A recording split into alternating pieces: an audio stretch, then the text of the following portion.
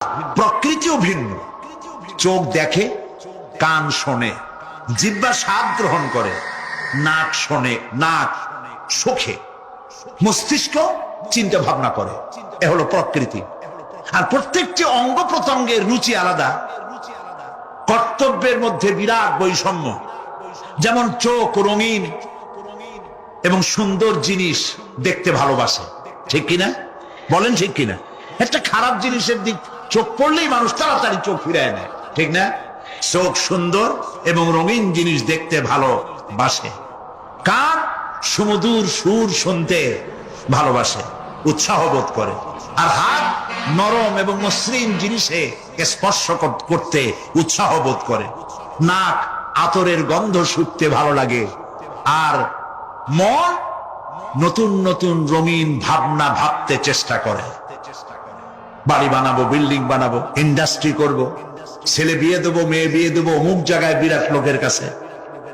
ভাবতে ভাবতে ভাবের সাগরে হারিয়ে যায়। আর ভাবনার ভিতরে খেয়ালে যদি কেউ পোলাও পাকায়, বাস্তবে তা হোক আর না হোক, খেয়ালে মনে মনে যদি কেউ পোলাও পাকায়, তাহলে ঘিয়ের দাম যাই হোক না কেন তাতে কিছু আসে যায় না। মানুষ রঙিন রঙিন ভাবনা ভাবতে খুব মজা পায়। তাহলে আমি কি বুঝাইতে চাইলাম? চোখের কাজ, নাকের কাজ, মুখের কাজ, কানের কাজ, মনের কাজ, প্রত্যেকটি অঙ্গ প্রত্যঙ্গে ভিন্ন ভিন্ন কাজ আছে, ভিন্ন ভিন্ন রুচি আছে। প্রিয় ভাই সব, হযরত ওমর ফারুক রাদিয়াল্লাহু তাআলা আনহু তিনি একবার মসজিদ নববীর মধ্যে দেখলেন ফজরের সময়, জোহরের সময় তিনি দেখলেন ফজরে যাদের দেখলাম এক জায়গায় বসা ৫-৭টা লোক, জোহরে তো তাদেরই দেখতেছি। আসরের সময় দেখলেন ওইখানে বসা, মাগরিবেও দেখলেন, এশায়ও দেখলেন। এশার নামাজের পর তিনি প্রশ্ন করলেন, তোমরা কারা? বলল যে আমরা হলাম দূরের থেকে আসছি, মসজিদে নববী শ্রেষ্ঠ মসজিদ, এখানে বসে বসে আল্লাহর জিকির আজগার করি। তা আল্লাহর জিকির আজগার করো, নামাজ পড়ো, খাও কি? কাজে কিছু লোক আছে ওরা মেহেরবানি করে রান্না করে আনিয়া আমাদের খাওয়াইয়া যায়। হযরত ওমর ফারুক রাদিয়াল্লাহু তাআলা আনহু বললেন, তাহলে তো তোমার চাইতে, তোমরা যে কয়জন এখানে বসে ইবাদত করো, তোমাদের চাইতে ওই ব্যক্তি অনেক উত্তম যে নিজে রুজি কামাই করে তোমাদের খাওয়ায় যায়। তোমরা তো অলস। শুনে রাখো, নামাজের সময় ছাড়া আগামীকাল এই জায়গায় যদি বসা দেখি, ব্যাস মেরে বাড়ি করে দেবো মসজিদ নববী থেকে। ইসলাম কাজের প্রতি উদ্দীপনা দিয়েছে, ইসলাম কাজের ট্রেনিং দিয়েছে। সুবহানাল্লাহ বলে কাজ করো আর খাও। বসে বসে বাপের বোঝা হইও না। আমাদের দেশে বহু পোলাপান আছে বাপের হোটেলে খায় আর মসজিদে গিয়া ঘুমায়। খুব সহজ কাম। কেন এরকম করো বাবাজি? চাকরি পাই না। আচ্ছা চাকরি পাও না, চাকরি তো আমাদের দেশে এক সোনার হরিণ। অথর্ব মন্ত্রীর অথর্ব ভাগ্যা চাকরি হয়ে যায়, কিন্তু ফার্স্ট ক্লাস ফার্স্ট হয়েছে এমএতে, চাকরি হয় না। এটা দেশের কপাল, এটা দেশের দুর্ভাগ্য। কিন্তু চাকরি পাও নাই বলে বাপের ঘাড়ের বোঝা হয়ে থাকবা। বউতে তোমার ঘুম দেখা বউ একা একা কানবে, আল্লাহ কোন উল্লুকের সাথে বিয়ে হইল আমার, সারাদিন ঘুমায়। প্রিয় ভাই সব, চাকরি পান নাই তো অসুবিধা কি? আপনি বাসের ড্রাইভার হন, আপনি সিনেমা দান বেছেন, আপনি জমিন চাষ করেন। জমিন চাষ করা লজ্জা। এই পৃথিবীর প্রথম মানুষ আদম আলাইহিস সালাম জমিন চাষ করেছেন। ইদ্রিস আলাইহিস সালাম দর্জিগিরি করেছেন। দাউদ আলাইহিস সালাম কর্মকার হয়ে লোহা দিয়ে অস্ত্র তৈরি করেছেন। নবী করিম সাল্লাল্লাহু আলাইহি ওয়াসাল্লাম ব্যবসা করেছেন। কাজী বেকার যুবকদেরকে বলতে চাই, বাপ আর শ্বশুরের বোঝা হয়ে থাকার মতো লজ্জার জিনিস আর কিছুই নাই। বাপের কামাই খাওয়া, লেখাপড়া শেখার পর তোমার জন্য জায়েজ নাই। কাজ করো, কাজের অভাব নাই, হালাল কাজ করো, রুজিতে আল্লাহ বরকত দিয়ে দিবে।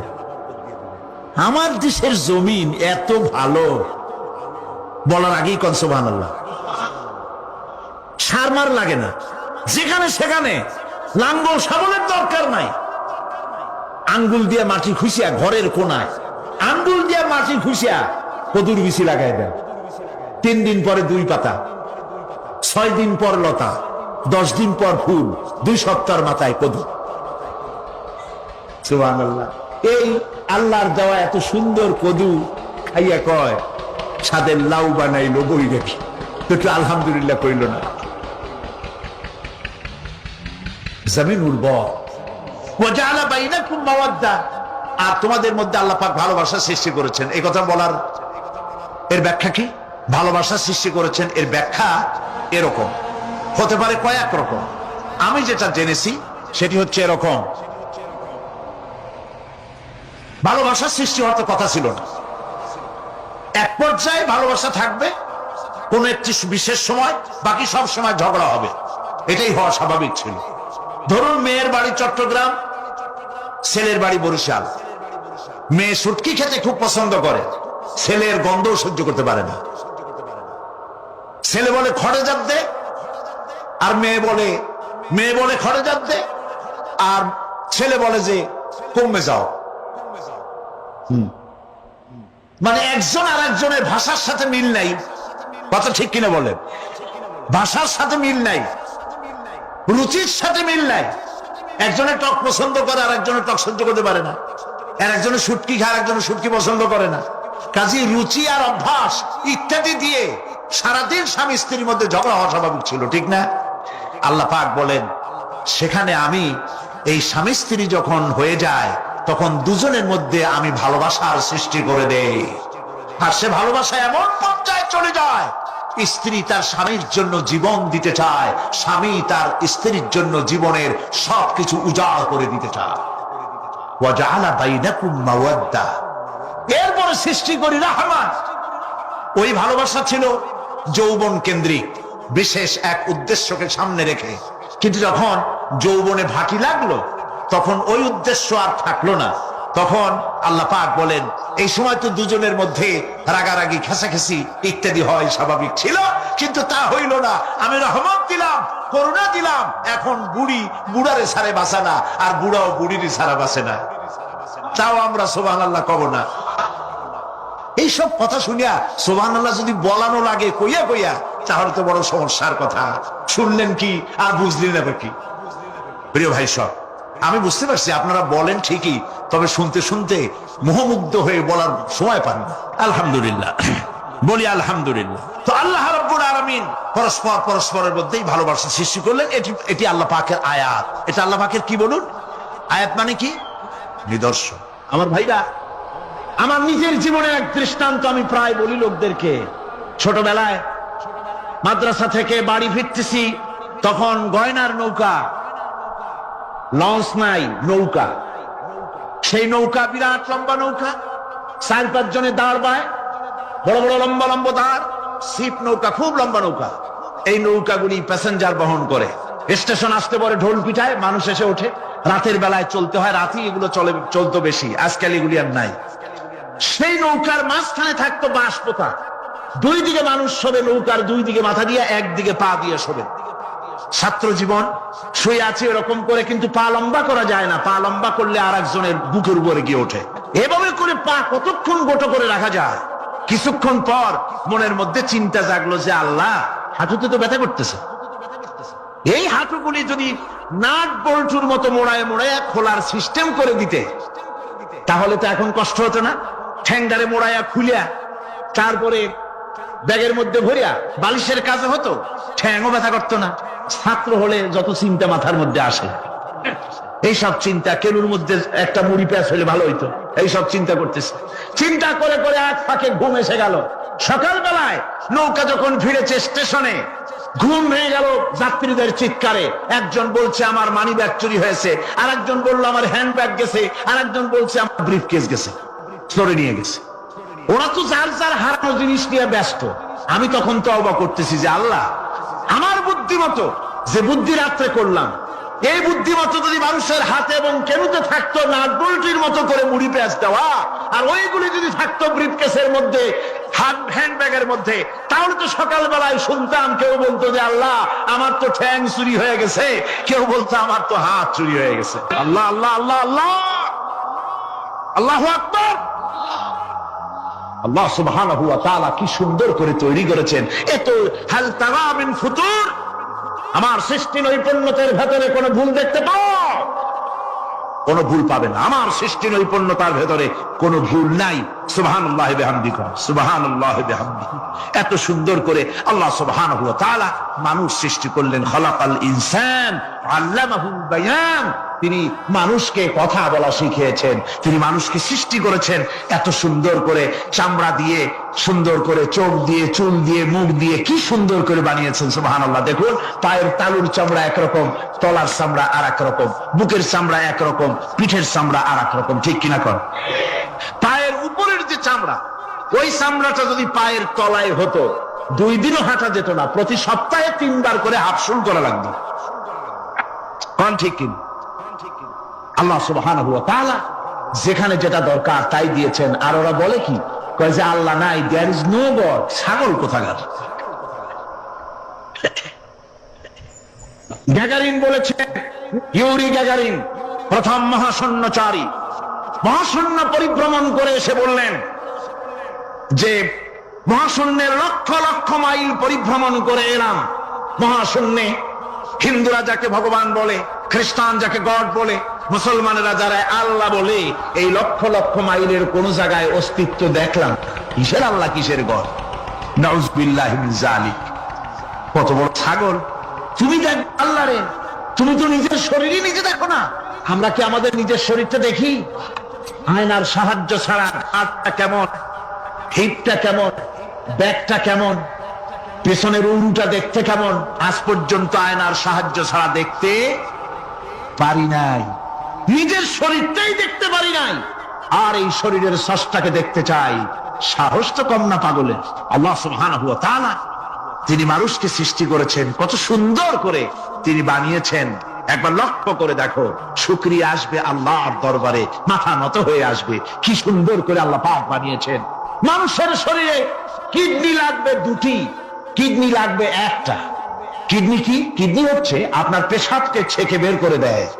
একটা দারুণ জিনিস আপনার শরীরের জন্য। কিডনি যদি ইনঅ্যাক্টিভ হয়ে যায়, হাত পায়ে পানি এসে হাত পা ফুলে আপনি মৃত্যুর দিকে এগোতে থাকবেন। এই কিডনি, এই ছাকনি মাত্র 1টা হলে চলে, কিন্তু আল্লাহ পাক ছাকনি, এই কিডনি দিয়েছেন 2টো। কটা দিলেন? 2টো। একটা যদি কখনো ডিসঅর্ডার হয়ে যায়, আর একটা দিয়ে যেন আমার বান্দা কাজ চালায় নিতে পারে। সুবহানাল্লাহ বিহামদিহি, সুবহানাল্লাহ। চোখ তো একটা হলেও হয়, কিন্তু আল্লাহ চোখ দিলেন 2টো। কটা দিয়েছেন?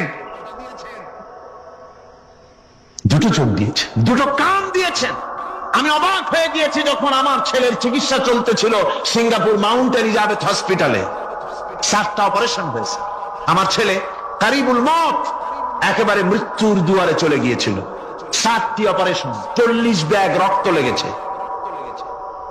2.5 ফিট তার ইন্টেস্টাইন কেটে ফেলেছে, 2.5 ফিট খাদ্যনালী কেটে ফেলে দিয়েছে। আমি ডাক্তারকে জিজ্ঞেস করলাম, সার্জনকে, 2.5 ফিট তার খাদ্যনালী তুমি কেটে ফেললে, তা আমার এই ছেলে খেয়ে হজম করবে কি করে? তার খাওয়াটা হয় প্রবলেম হবে না? ডাক্তার আমাকে যা বলল, শোনামাত্র আমার চোখে পানি এসে গেল।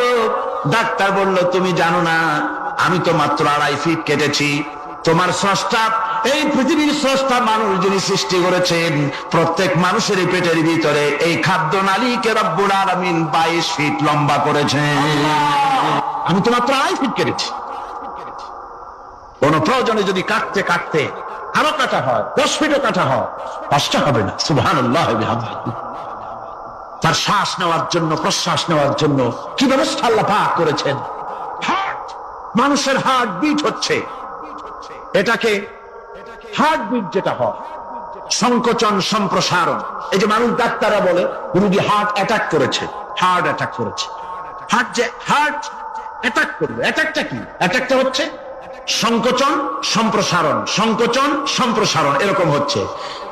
ফট করে এটা অ্যাটাক করলো, আর যদি ছেড়ে না দেয়, এটাই অ্যাটাক করা, এটাই তার জীবনটা শেষ হয়ে যাওয়া। ডাক্তাররা বলেছেন যে মানুষের শরীরের সবকিছু চিন্তা করে, গবেষণা করে বহুত কিছু বুঝেছি, কিন্তু হার্টটা এরকম পাঞ্চিং কেন করে, এই জিনিস আজও পর্যন্ত আমাদের মাথায় ঢোকে নাই। সুবহানাল্লাহ।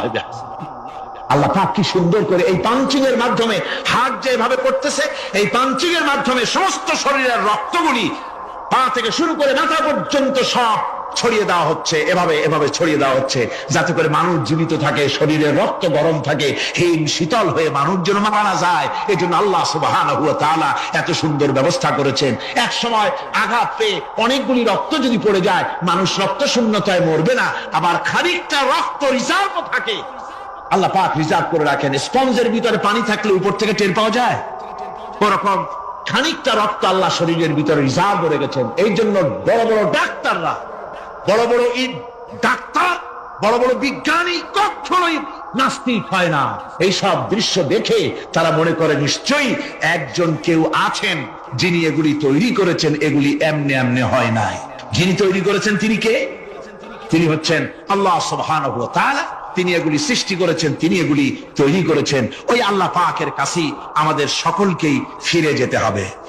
আল্লাহ রাব্বুল আলামিন তিনি বলছেন, আমি মানুষ সৃষ্টি করেছি, খালাকাল ইনসানা আল্লামাহুল বায়ান। মানুষ সৃষ্টি করেছি, শুধু মানুষকে সৃষ্টি করি নাই, আমি আবার তার জোড়াও তৈরি করে দিয়েছি। মানুষ একা একা না, পৃথিবীতে সব জোড়ায় জোড়ায় তৈরি করেছি। উদ্ভিদের মধ্যে জোড়া তৈরি করেছি, প্রাণী জগতের মধ্যে জোড়া তৈরি করেছি। এই দুনিয়ার ভিতরে যা কিছু আছে, উদ্ভিদ হোক আর মানুষ হোক, প্রাণী জগৎ হোক, সবগুলিকে আমি আল্লাহ জোড়া বানাইছি, জোড়ায় জোড়ায় নর এবং নারী সবগুলির মধ্যে করে দিয়েছি। ওয়া মিন আয়াতিহি আন খালাকা লাকুম মিন আনফুসিকুম আজওয়াজান লিতাসকুনু ইলাইহা ওয়া জাআলা বাইনাকুম মাওয়াদ্দাতান ওয়া রাহমা। আল্লাহ রাব্বুল আলামিন বলেন, আমার অগণিত নিদর্শনের ভিতরে এটাও একটি নিদর্শন যে আমি তোমাদের থেকে তোমাদের জোড়া তৈরি করেছি, তোমাদের স্ত্রীদেরকে তৈরি করেছি, যাতে করে তোমরা তাদের কাছে শান্তি পাও। আর তোমাদের মধ্যে ভালোবাসা সৃষ্টি করেছি, মহব্বত সৃষ্টি করে দিয়েছি। আর পরিণত বয়সে এই মহব্বতকে আমি আল্লাহ করুণার সহৃদয়তায় পরিণত করে দেই। তোমার থেকে তোমার জোড়া নারী সৃষ্টি করেছি, স্ত্রী। সেই স্ত্রীর কাছে তুমি তোমার স্বস্তি শান্তি ফিরে পাবে। আর যখন বৃদ্ধ হয়ে যাবে, তখন এই ভালোবাসাটা আমি করুণা আর মহব্বতের মধ্যে পয়দা করে দেই। এর দ্বারা এই ভালোবাসা এবং মহব্বতের মাধ্যমে সন্তান সন্ততি পৃথিবীতে আসে, নাতি আসে, পৌত্র আসে, পৌত্রী আসে, এভাবে করে আত্মীয় স্বজন পরিবেষ্টিত অবস্থায় দুনিয়ায় মানব বংশ আমি এভাবে করে বৃদ্ধি করি। আর এরপরে মানব সৃষ্টি করে মানুষকে এক পরিবেশ সৃষ্টি করে দিয়ে তাকে কথা বলারও আমি ভাষা শিখিয়েছি। আল্লামাহুল বায়ান।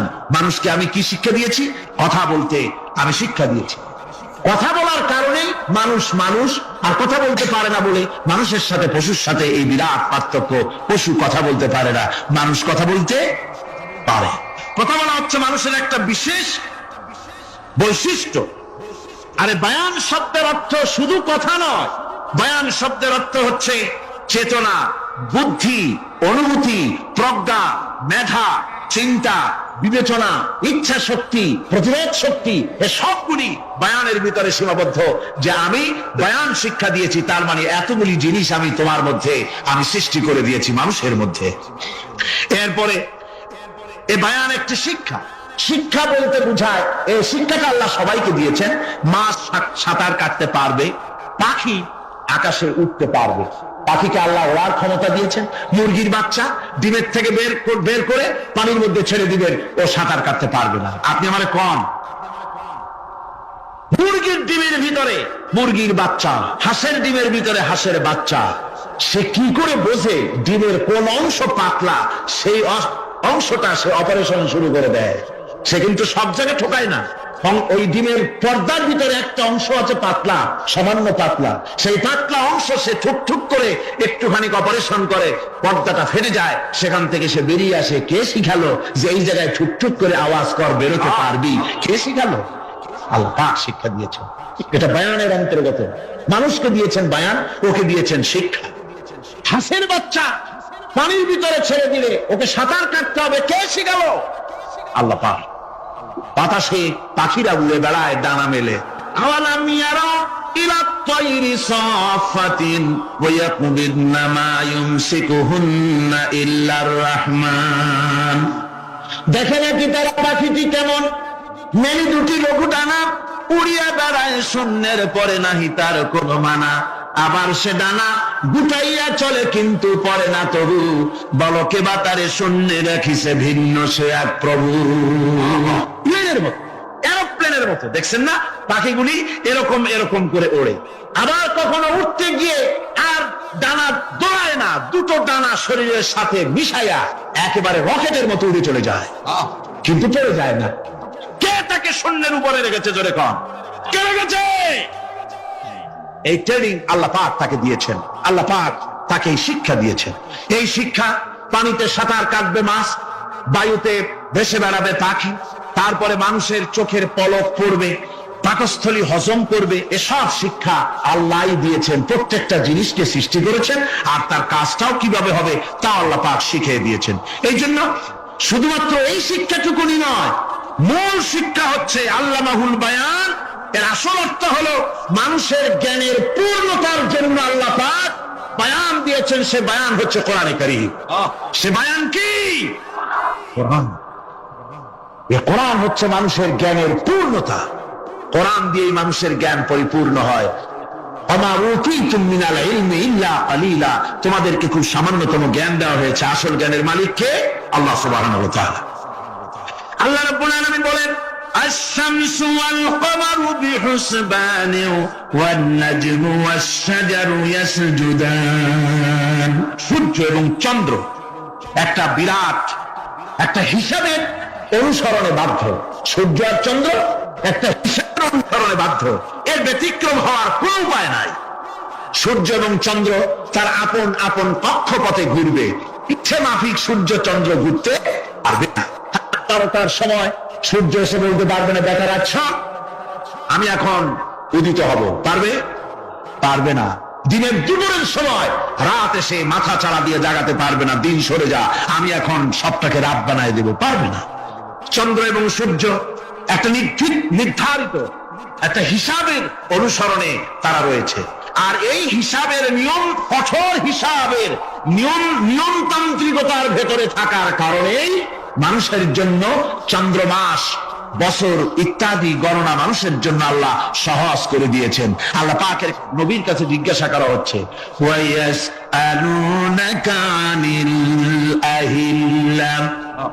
নবী আপনাকে প্রশ্ন করা হয় চাঁদ সম্পর্কে। কাফেররা প্রশ্ন করেছে চাঁদের ক্রমবর্ধমান ক্রমহ্রাস কেন, চাঁদ বাড়ে কেন, কমে কেন, আপনারে জিজ্ঞাসা করা হয়, আপনি জবাবে বলুন, কুল হিয়া মাওয়াকিতু লিন্নাস। বলুন এ চাঁদ হচ্ছে মাস, দিন, বছর গণনা করার জন্য, গোটা পৃথিবীবাসীর জন্য আমি একটা স্থায়ী ক্যালেন্ডার আকাশে ঝুলায় রাখছি। যেরকম সুবহানাল্লাহ, বিনা পয়সার ক্যালেন্ডার কে ঝুলায় রাখছেন? আল্লাহ সুবহানাহু ওয়া তাআলা। তিনি ঝুলিয়ে রেখেছেন এই ক্যালেন্ডারকে। আর এই চন্দ্র সূর্য নিজের ইচ্ছা মাফিক চলতে পারে না। আল্লাহ পাক কোরআনে কারিমে বলেছেন, আফা গায়রা দীনিল্লাহি ইয়াবগুন ওয়া লাহু আসলামা মান ফিস সামাওয়াতি ওয়াল আরদি তাওআন ওয়া কারহা।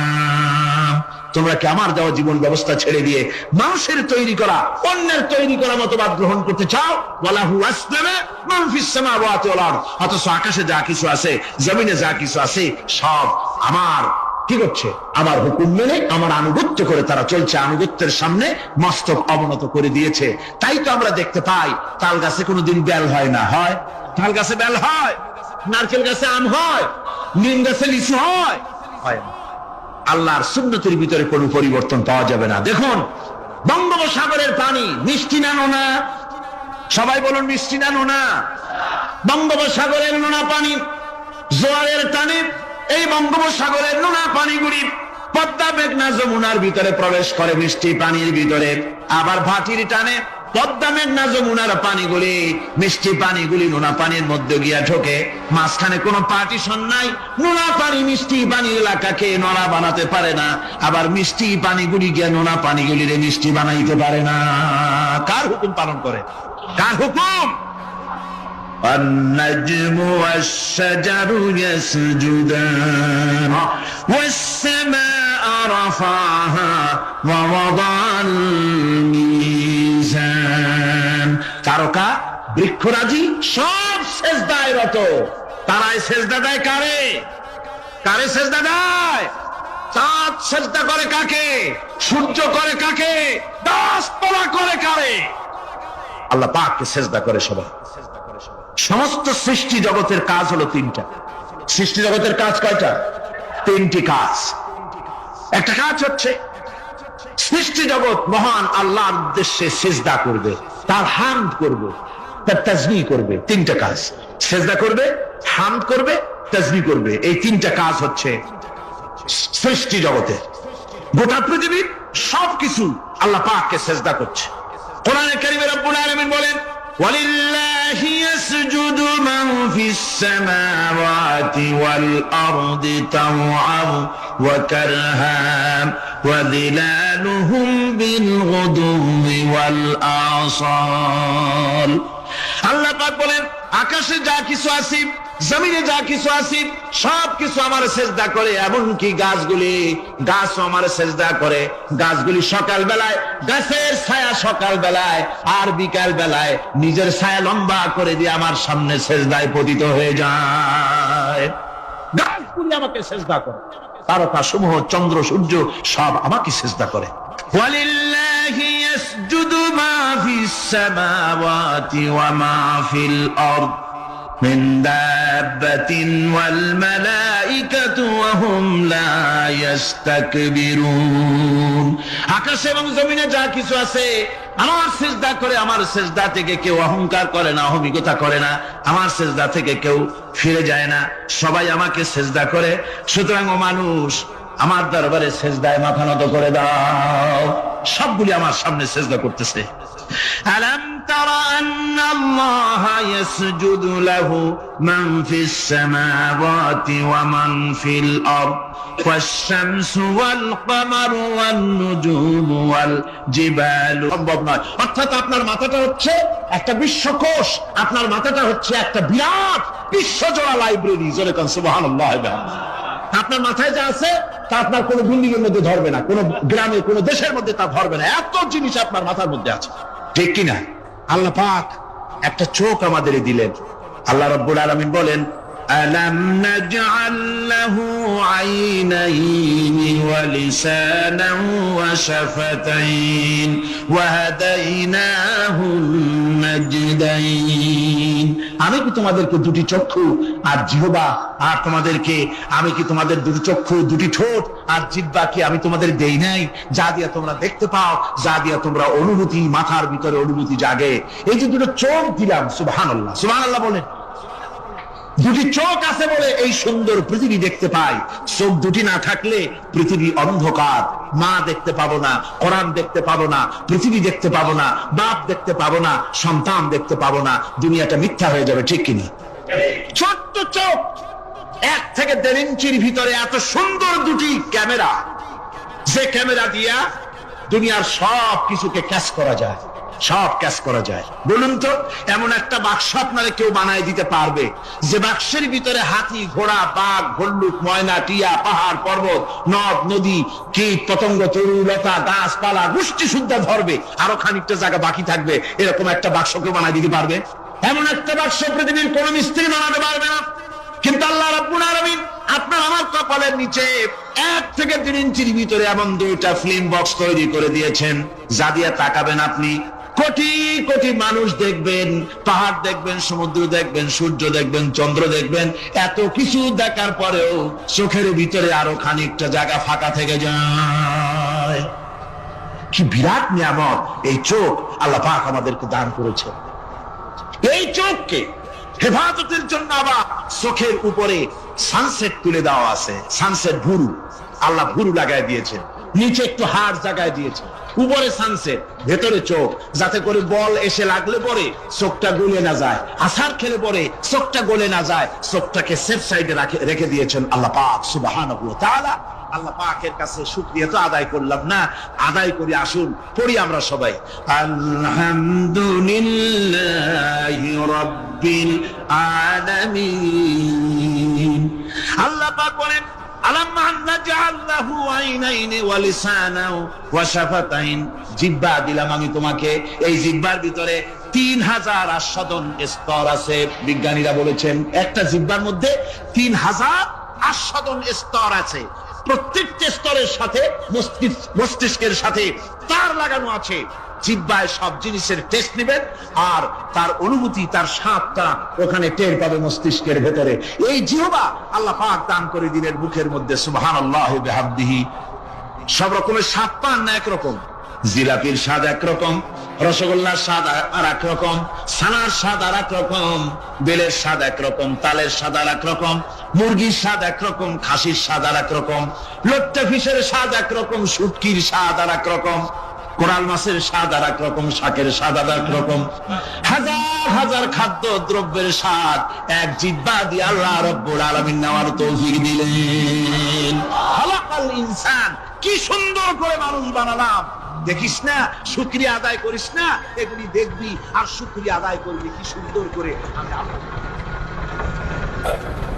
হযরত আবু বকর সিদ্দিক রাদিয়াল্লাহু তাআলা আনহু 40,000 লোকের একটা বিশাল বাহিনী, সাহাবায়ে কেরামদের এক বিশাল বাহিনী পাঠিয়ে দিলেন মুসাইলামা কাযযাবের বিরুদ্ধে লড়াই করার জন্য। এর সিবাসালার ছিলেন হযরত খালিদ বিন ওয়ালিদ। এই জিহাদে যাওয়ার সময় ওয়াহশী রাদিয়াল্লাহু তাআলা আনহু, যিনি হযরত হামজা রাদিয়াল্লাহু তাআলা আনহু কাতিল ছিলেন। হুজুর সাল্লাল্লাহু আলাইহি ওয়াসাল্লাম ফতহ মক্কার দিনে সকলকে ক্ষমা করে দিয়েছিলেন, কিন্তু 5 জন নারী আর 6 জন পুরুষ সম্পর্কে বলেছিলেন এদেরকে যেখানে পাও সেখানে হত্যা করো। এর মধ্যে ওয়াহশী আছে। ওয়াহশী বুঝতে পেরেছি মুহাম্মদ সাল্লাল্লাহু আলাইহি ওয়াসাল্লাম আল্লাহর রহমত, করুণার নবী, দয়ার নবী, তার কাছে যদি আমি যেতে পারি তাহলে তিনি আমার সম্পর্কে, যদি তার সামনে যেতে পারি তাহলে তার কঠোর মনোভাব আমার প্রতি নরম হয়ে যাবে। এই মনে করে সাহাবায়ে কেরামদের চোখ এড়ায়া তিনি হুজুরের সামনে গিয়ে হাজির হয়ে গেলেন। হুজুর তাকে দেখি বললেন, তোমার নাম না ওয়াহশী? তিনি বললেন, হ্যাঁ আমার নাম ওয়াহশী। হুজুর বললেন, তুমি আমার চাচাকে শহীদ করেছো। ওয়াহশী বললেন, জাহালাতের কারণে তা করেছি। হুজুর বললেন, কেমনে শহীদ করেছো আমার চাচাকে, আমার একটু শোনাও। ওয়াহশী বলতে লাগলেন, আমি বল্লম দিয়ে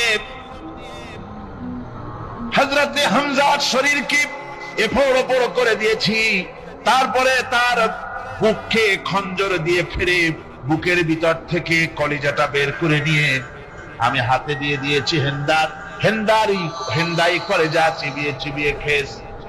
রাসূল পাক সাল্লাল্লাহু আলাইহি ওয়াসাল্লাম, হাদিস শরীফে এসেছে, ওয়াহশীর বর্ণনা যখন তিনি শুনতেছিলেন রাসূলের চোখ থেকে তখন পানি পড়ে দাড়ি মোবারক ভিজে ভিজে পড়তেছিল। ঘটনা শোনার পর রাসূলুল্লাহ বললেন, ওয়াহশী তুমি কি চাও? ওয়াহশী বললেন, আমি ইসলাম কবুল করতে চাই। হুজুর তাকে মুসলমান বানালেন।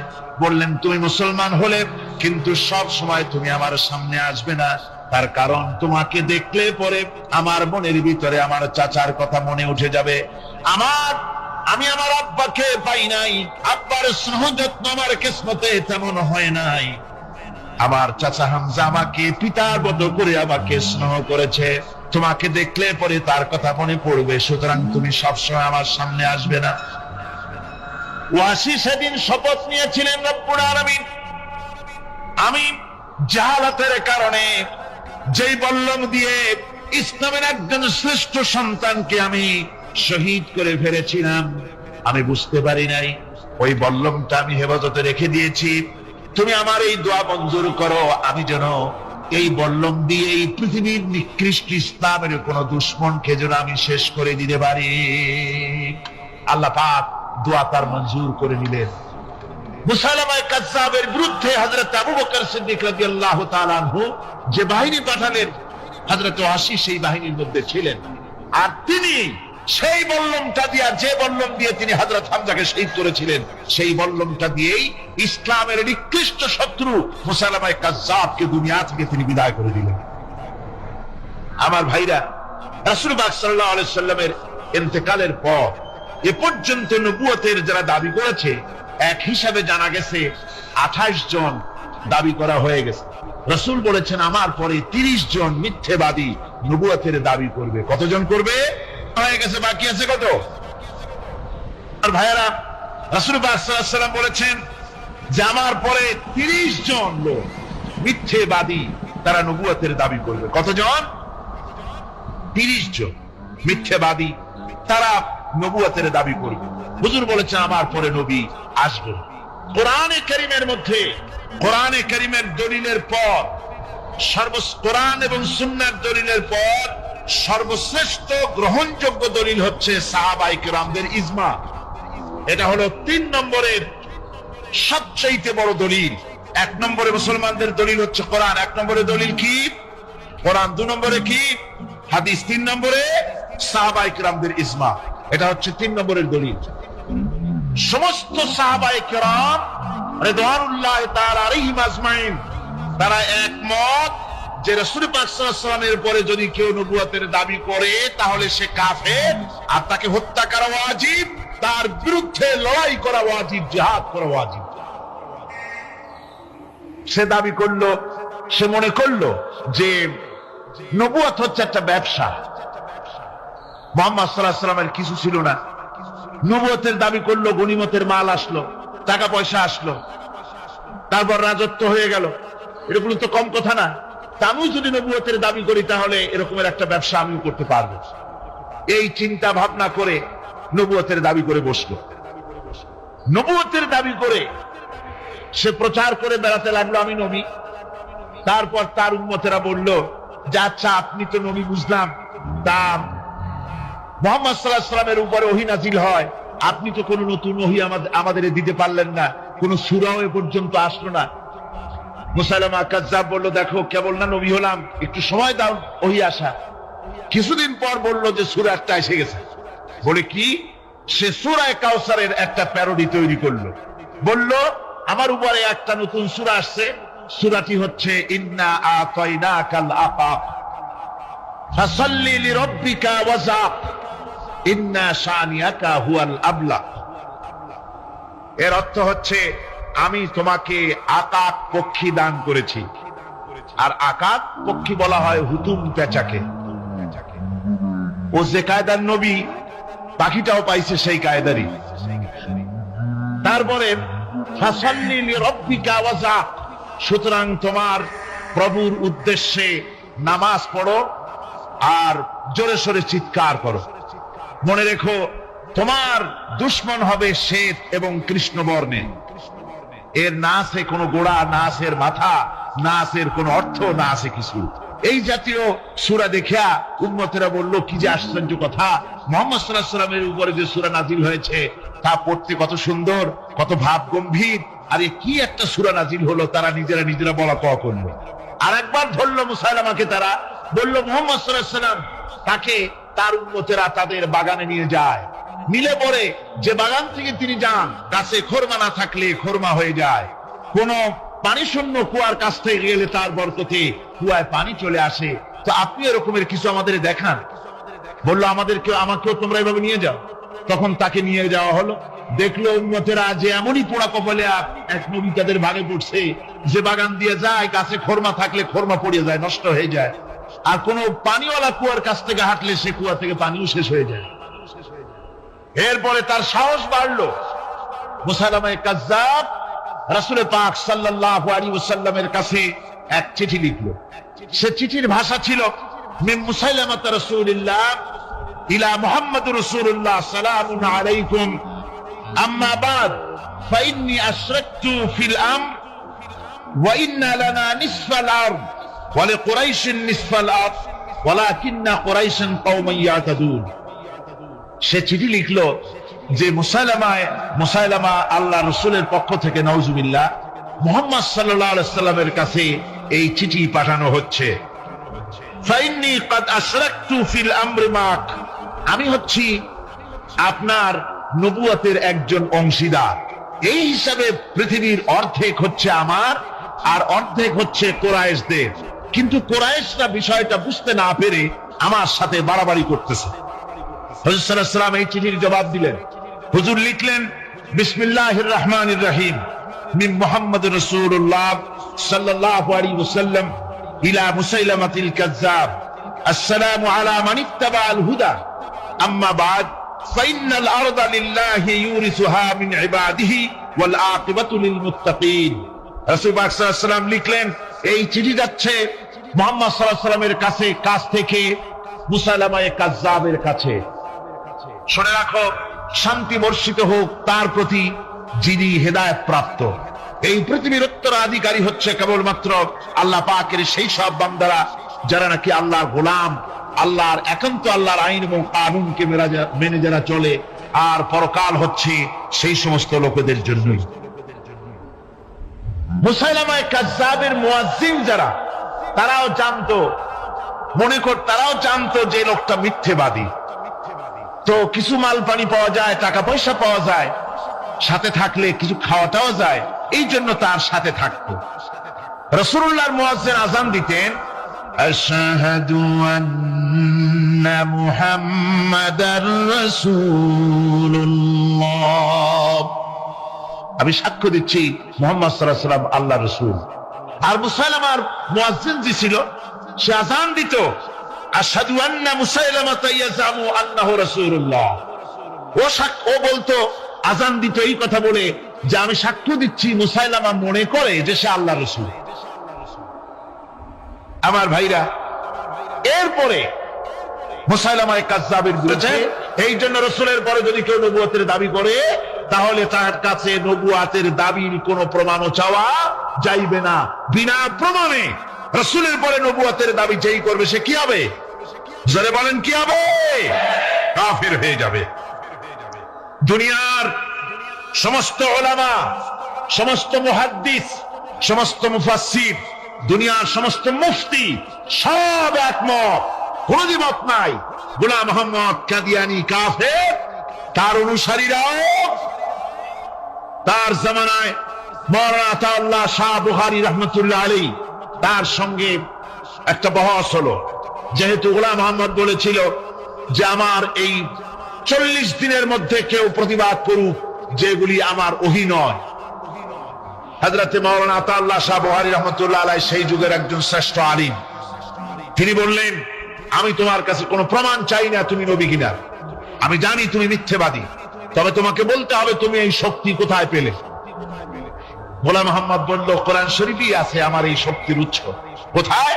বলল যে এই যে আয়াতটা আমি আপনাদের সামনে তেলাওয়াত করেছি, ঈসা আলাইহিস সালামের ওই কথাই গোলাম মোহাম্মদ বলল যে হযরত ঈসা আমার সম্পর্কে বলেছেন, ইয়াতি মিন বাদ ইসমুহু আহমদ, আমার পরে একজন নবী আসবেন, রাসূল আসবেন, তার নাম হবে আহমদ, আমি সেই আহমদ। মাওলানা আতাউল্লাহ বুখারী বলছেন, তোমার নাম তো আহমদ না, তোমার নাম হচ্ছে গোলাম আহমদ। তার অর্থ হলো হযরত ঈসা আলাইহিস সালাম যে আহমদের কথা বলেছেন, তুমি সেই আহমদের গোলাম। গোলাম আহমদ বললেন, দেখুন আমার নামের প্রথম শব্দ গোলাম, এটা হচ্ছে আমার লকব, আমি আমার নামের লকবটা ছেড়ে দিলাম, বাদ দিয়ে দিলাম, আর ব্যবহার করব না। তাহলে তো আমি আহমদ থাকি, আপনি তো আর আপত্তি করতে পারেন না। মাওলানা বুখারী বললেন, নামের প্রথম শব্দ বাদ দেওয়া যদি জায়েজ হয়, তাহলে তোমার ফতোয়া দিয়ে আমার নামের প্রথম শব্দ বাদ দিয়ে দিলাম। আমার নাম আতা আল্লাহ, নামের প্রথম শব্দ আতা বাদ দিয়ে দিলাম। তো আতা যদি বাদ দেই তাহলে আল্লাহ হই, আর আল্লাহ হয়ে বলছি তোমার মতো গাধাকে নবুয়ত আমি দেই নাই। এরপর এই পৃথিবীর নিকৃষ্ট পাপী এই কাফেরের মৌত হলো কোথায়? জোরে বলেন, এই কাফেরের মৌত হলো কোথায়? পায়খানার ভেতরে মৌত হয়েছে। আমার বন্ধুগণ, সুতরাং বাংলাদেশে যত কাদিয়ানি আছে, সমস্ত কাদিয়ানিরা কাফের। সমস্ত কাদিয়ানিরা কি? আরো জোরে বলুন, তারা কি? কাদিয়ানিরা মুসলমানদের গোরস্থানে, তাদের মানুষ মারা গেলে মুসলমানদের গোরস্থানে তা দাফন করে না, মুসলমানদের জানাজায় তারা কোনোদিন আসে না, মুসলমানদের কোন মসজিদে তারা নামাজ পড়তে যায় না, তারা আলাদাভাবে মসজিদ তৈরি করে মসজিদের নামে। গোলাম মোহাম্মদ কাদিয়ানীর অনুসারীরা যে মসজিদ করে, ওগুলি মসজিদ নয়, এগুলি মসজিদে জেরার। এগুলি কি? মসজিদে জেরার। এগুলি কখনই মসজিদের সম্মান পেতে পারে না। তারা কোরআনে কারীমের ব্যাখ্যা নিজেরা করেছে, নিজেরা তৈরি করেছে, যার সাথে আহলে সুন্নাতুল জামাতের হাদিসের কোনো মিল নাই, নিজেরাই করেছে। সুতরাং এই কাদিয়ানীদেরকে সৌদি আরবিয়া সহ মধ্যপ্রাচ্যের 18টি দেশ এবং পাকিস্তান সরকারও নন মুসলিম মাইনরিটি হিসাবে ঘোষণা করেছে। বাংলাদেশ সরকারের কাছে কাদিয়ানীদেরকে অমুসলিম ঘোষণার জন্য দাবি জানানো হচ্ছে দীর্ঘদিন থেকে, কিন্তু যে সরকারি আসে কর্ণপাত করে না, কাদিয়ানীদের সাথে তাল মিলিয়ে চলতে চেষ্টা করে। আর এই তাল মিলিয়ে চল, আল্লাহ পাক বলছেন স্মরণ করো সেই সময়ের কথা যখন ঈসা আলাইহিস সালাম, মারিয়াম পুত্র ঈসা, তিনি বলেছিলেন, হে বনি ইসরাইল, ইন্নী রাসূলুল্লাহি ইলাইকুম মুসাদ্দিকান লিমা বাইনা ইয়াদাইয়া মিনাত তাওরাহ, আমি আল্লাহর পক্ষ থেকে তোমাদের জন্য রাসূল হয়ে প্রেরিত হয়েছি এবং আমার পূর্বে নাজিলকৃত তাওরাতের সত্যতা বিধানকারী হিসেবে আমি নাজিল হয়েছি। ওয়া মুবাশশিরাম বিরাসূলিন ইয়াতি মিন বাদি ইসমুহু আহমদ, আর আমি সুসংবাদদাতা সেই রাসূলের যিনি আমার পরে আসবেন, যার নাম হবে আহমদ। ফালাম্মা জাআহুম বিল বাইয়িনাতি ক্বালু হাযা সিহরুম মুবিন, আর প্রকৃতপক্ষে যখন তিনি স্পষ্ট দলিল নিয়ে, প্রমাণাদি নিয়ে যখন তাদের সামনে এলো, তারা বলল এটা তো সুস্পষ্ট প্রতারণা বা সুস্পষ্ট এক প্রতারক। এ হচ্ছে আয়াতে কারিমার শাব্দিক তর্জমা। অর্থাৎ ঈসা আলাইহিস সালাম একথা বলতে চাইলেন। আল্লাহ পাক বলছেন, মারিয়াম পুত্র ঈসা বলেছেন যে আমি কোন নতুন রাসূল নই, ইন্নী রাসূলুল্লাহি ইলাইকুম, আমি তোমাদের কাছে রাসূল হিসেবে প্রেরিত হয়েছি। এ কথার দ্বারা তিনি বুঝাতে চান যে আমি কোন নতুন অথবা কোন অভিনব নবী নহি। এই নবুয়তের সিলসিলা আগের থেকে চালু হয়েছে, তার এক ধারাক্রম, তার এই ক্রমধারায় আমিও একজন নবী হিসেবে পৃথিবীতে এসেছি। আর আমি তাওরাতের প্রত্যাখ্যানকারী নই, আমি তাওরাতের সত্যতা ঘোষণাকারী হিসেবে এই পৃথিবীতে এসেছি। পয়গম্বরদের নিয়ম হচ্ছে চিরকাল তারা আগের পয়গম্বরের দাওয়াতের স্বীকৃতি দিয়েছেন, দাওয়াতকে তারা অস্বীকার করেন নাই। আগের পয়গম্বরের দাওয়াতকে তারা স্বীকৃতি দিয়েছেন, বলেছেন। আর দ্বিতীয় অর্থ হচ্ছে যে আমার সম্পর্কে যে আগামনী বাণী শোনানো হয়েছে, সেই তারই বাস্তব রূপ নিয়ে আমি পৃথিবীতে এসেছি, আমার সাথে বিরোধিতা করার কোন যুক্তি নাই। কিন্তু বনী ইসরাইলেরা হযরত ঈসা আলাইহিস সালামের দাওয়াত গ্রহণ না করে তার উল্টোটাই করলো। তারা কি করলো? তারা হযরত ঈসা আলাইহিস সালামকে আল্লাহর পুত্র বানিয়ে ছাড়লো। হযরত ঈসা বললেন আমি হচ্ছে আল্লাহর রাসূল, আর তারা বানালো আল্লাহর ছেলে। নাউযুবিল্লাহি মিন যালিক। কোরআনে কারীমে রব্বুল আলামিন বলেন, নাসারারা বলছে ওয়াকালাতিন নাসারাল মাসীহ ইবনুল্লাহ, মাসীহ হচ্ছে আল্লাহর পুত্র। সবাই বলুন নাউযুবিল্লাহ। ওরা একদিকে ঈসা আলাইহিস সালামকে আল্লাহর পুত্র বানালো, আবার অন্যদিকে তারা মাসীহকে শুধু আল্লাহর পুত্র নয়, তারা আবার তাদের একটি দল হযরত ঈসা আলাইহিস সালামকে সরাসরি তাকে আল্লাহই বানিয়ে ফেললো। কোরআনে কারীমে রব্বুল আলামিন বলছেন, লাকাদ কাফারাল্লাযীনা ক্বালু ইন্নাল্লাহা হুয়াল মাসীহু ইবনু মারইয়াম وقال المسيح يا بني إسرائيل اعبدوا الله ربي وربكم। হযরত ঈসা আলাইহিস সালামের জন্য তোমার ভিতরে আল্লাহ রাব্বুল আলামিন ক্ষমতা দিয়েছিলেন, জোরে বলেন সুবহানাল্লাহ। আল্লাহ রাব্বুল আলামিন এই জিহাদের ময়দানে যখন মানুষ আসে, আল্লাহ তাদের উপরে মদদ দান করেন। আমার বন্ধুগণ, আল্লাহর দ্বীনকে জমিনের উপরে প্রতিষ্ঠিত করার জন্য যদি আমরা আজও যদি ঐক্যবদ্ধ হই দ্বীন কায়েমের জন্য, তাহলে আল্লাহ রাব্বুল আলামিন আমাদেরকে মদদ করবেন। আল্লাহ পাক কোরআনে কারীমের মধ্যে বলেছেন, ওয়া কানা হাক্কান আলাইনা নাসরুল মুমিনিন, মুমিনদেরকে সাহায্য করা আমি আল্লাহর জন্য ওয়াজিব হয়ে যায়। জোরে বলেন সুবহানাল্লাহ। মুমিনদের জন্য সাহায্য করা আল্লাহর জন্য কি হয়ে যায়? ওয়াজিব হয়ে যায়। ভাইরা একটু বৃষ্টি সহ্য করেন না, খুব বেশি বৃষ্টি।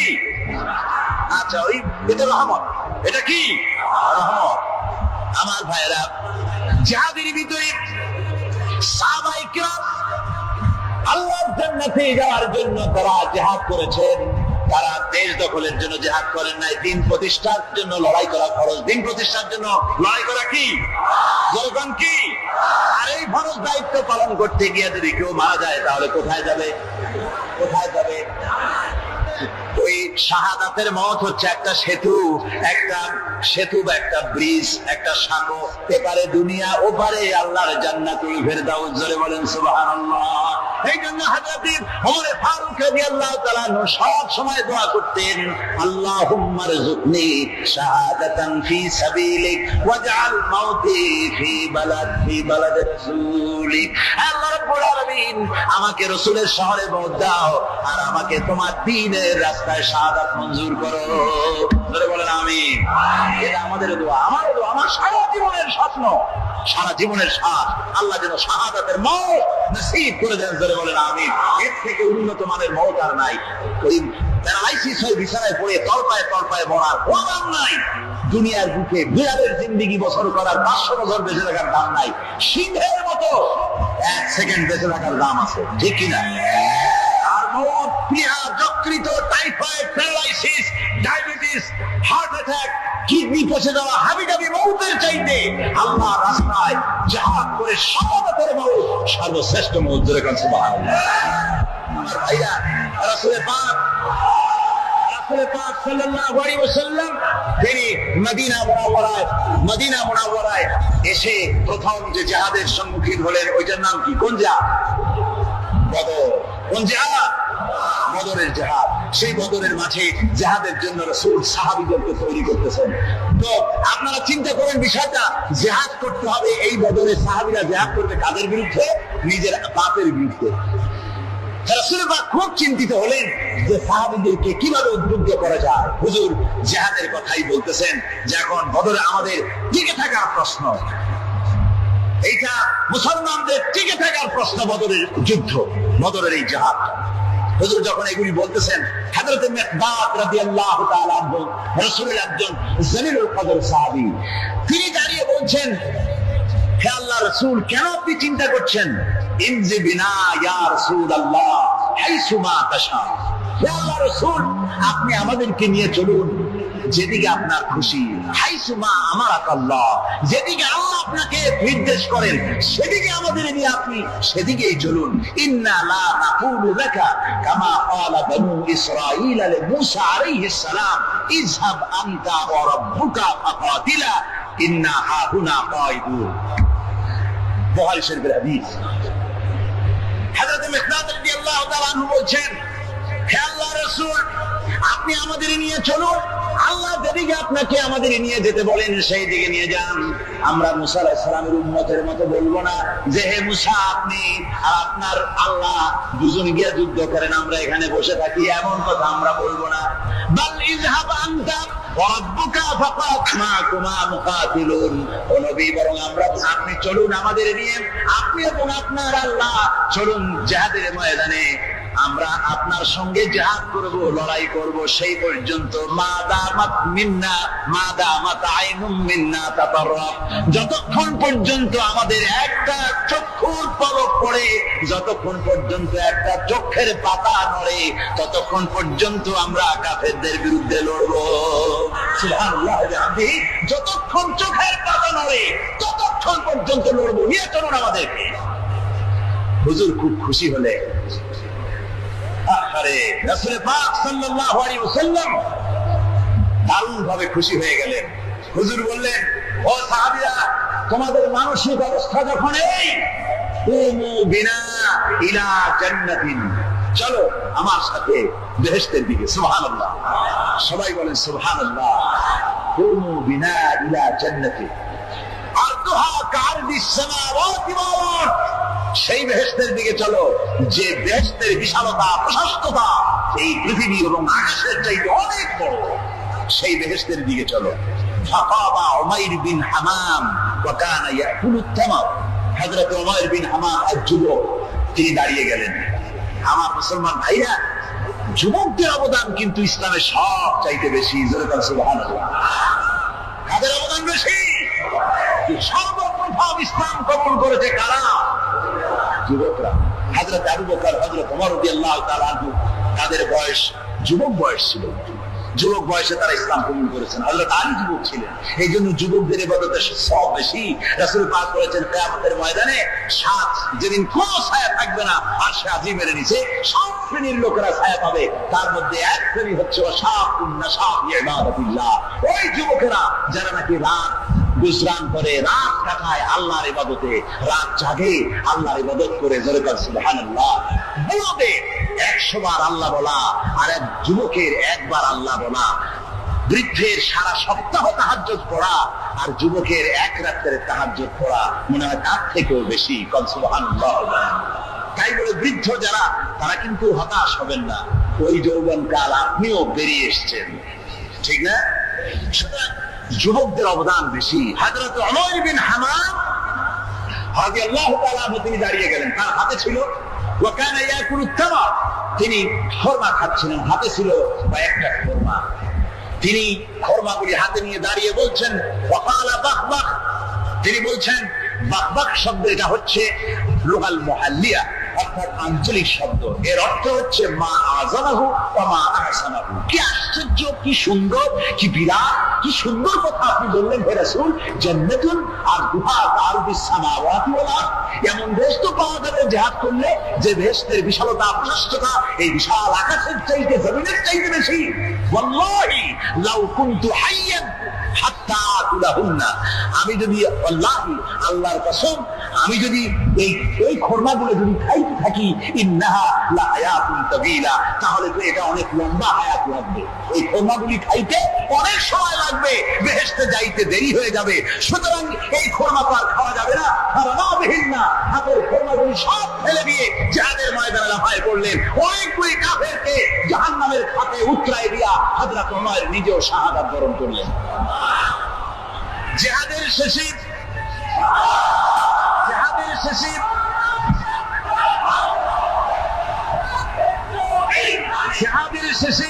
শাহাদায়ে বদরের সমস্ত শহীদদের লাশ এক জায়গায় এনে সাহাবীরা বললেন, হে আল্লাহর রাসূল, আপনি যখন জান্নাতের বর্ণনা দিতেছিলেন তখন যে যুবকটা খরমা খেতেছিল আর জান্নাতের আশায় হাতের খরমা ফেলে দিয়েছিল, যে খরমাগুলি খাইতে গেলে তো সময় লাগবে অনেক, বেহেশতে যেতে দেরি হয়ে যাবে, এই কথা মনে করে হাতের খরমা ফিকে ফেলে জিহাদের ময়দানে এসে শাহাদাত বরণ যে যুবকটি জিহাদ করেছিল। আউযু বিল্লাহি মিনাশ শাইতানির রাজীম। বিসমিল্লাহির রাহমানির রহিম। সাফল্য এবং ব্যর্থতা দুনিয়ার চৌহদ্দির ভিতরে সীমাবদ্ধ, এটা মনে করলে মারাত্মক ভুল করা হবে। দুনিয়ার এই চৌহদ্দির ভিতরে সফলতার বিফলতার মানদণ্ড সীমাবদ্ধ নয়, বরং আমাদের আরেকটা জীবন আছে। যারা পরকালের জীবনকে বিশ্বাস করে না, তারা দুনিয়ার সফলতায় বিশ্বাসী। কথা বুঝতে পেরেছেন? তারা এই পৃথিবীতে মারিং কাটিং করে সমানে খায়, সমানে মারে, যা খুশি তাই করে। আর যারা পরকালকে বিশ্বাস করে তারা এগুলি করতে পারে না। এই জন্যে জীবনের সফলতা, আসল সফলতা হবে কিয়ামতের দিন। আল্লাহ রাব্বুল আলামিন তার বান্দাকে যদি মাফ করে দেন, যদি দয়া করে জান্নাত দান করেন, এটাই হলো জীবনের সফলতা। সুবহানাল্লাহ। আল্লাহ পাক বলছেন সাফল্যের কোরআনী ধারণা ভিন্ন রকম। সূরা বাকারার প্রথম দিকেই বলা হয়েছে জীবন সফল হওয়ার জন্য কি কি করা লাগবে। আল্লাযীনা ইউমিনুনা বিল গায়বি ওয়া ইউকিমুনাস সালাতা ওয়া মিম্মা রাযাকনাহুম ইউনফিকুন। জীবন যাদের সফল হবে তাদের গুণ বর্ণনা করা হচ্ছে। শোনেন, আল্লাহ পাক বলছেন যারা নাকি গায়েবকে বিশ্বাস করবে, অদৃশ্যকে বিশ্বাস করবে, আমরা বিশ্বাস করছি কিনা? আর যারা জবাব দিলেন না তারা বুঝি করেন নাই। অদৃশ্য বোঝেন তো? অদৃশ্য কি? আল্লাহ পাক। আল্লাহ পাকের দেখি না কিন্তু বিশ্বাস করি নি। এত আস্তে করলেন কেন? বিশ্বাস করছি কিনা? অবশ্যই করেছি, হাজারবার করেছি, জীবনের বিনিময় করি। আল্লাহ পাক আছেন, ছিলেন, আছেন, থাকবেন। হুয়াল হাইয়ুল কাইয়্যুম। গায়বকে যারা বিশ্বাস করে, যারা নামাজকে প্রতিষ্ঠা করে এবং নিজের রিস্ক থেকে যা সে ইনকাম করে তার থেকে আল্লাহর রাস্তায় খরচ করে। আর কি? والذين يؤمنون بما أنزل إليك وما أنزل من قبلك وبالآخرة هم يوقنون। আপনার প্রতি যে কিতাব অবতীর্ণ হয়েছে সেই কিতাবের উপরে বিশ্বাস করে, এর পূর্বে যত কিতাব এসেছে ওই কিতাবের উপরেও বিশ্বাস করে। ওয়াবিল আখিরাতি হুম ইউকিনুন, এবং পরকালকে বিশ্বাস করেছে যারা, তারা কি? এবার আসতেছে আসল কথাটা। উলাইকা আলা হুদাম মির রাব্বিহিম ওয়া উলাইকা হুমুল মুফলিহুন। এরাই হচ্ছে সত্য পথ, সত্য পথের উপরে রবের তার মালিকের পক্ষ থেকে, মালিকের দেখানো পথের উপরে প্রতিষ্ঠিত, এবং এরাই সফল কাম। সুবহানাল্লাহ, এরাই সফল কাম। জীবনের সফলতা আর বিফলতার ব্যাপারে সূরা আলে ইমরানের মধ্যে বলা হয়েছে, ইয়া আইয়ুহাল্লাযীনা আমানু সুবিরু ওয়া সাবিরু ওয়া রাবিতু ওয়াত্তাকুল্লাহা লাআল্লাকুম তুফলিহুন। আমার মনে হলো আশান্বিত হলাম 2 বছর পরে হলেও বিল তো মরে নাই, জিন্দা আছে। এবং আমার মনে হলো যে এতগুলি মুসলমান এখানে, মনে হয় আমার এই বিলের পক্ষেই তারা কথা বলবেন, এটা আমি আশা করলাম। আমাকে যিনি সভাপতিত্ব করছিলেন তিনি আমাকে বললেন, আপনি আগে কথা বলবেন না, সকলের বলা শেষ হবে তারপর আপনি বলবেন। সবটা শুনিয়া বললাম ঠিক আছে। শুরু হলো এই বিলের ব্যাপারে বলা, আলোচনা শুরু হলো। বিলের ব্যাপারে ফাইল তৈরি হয়েছে, এত এত বড়, আমার কাছে ফাইল আছে।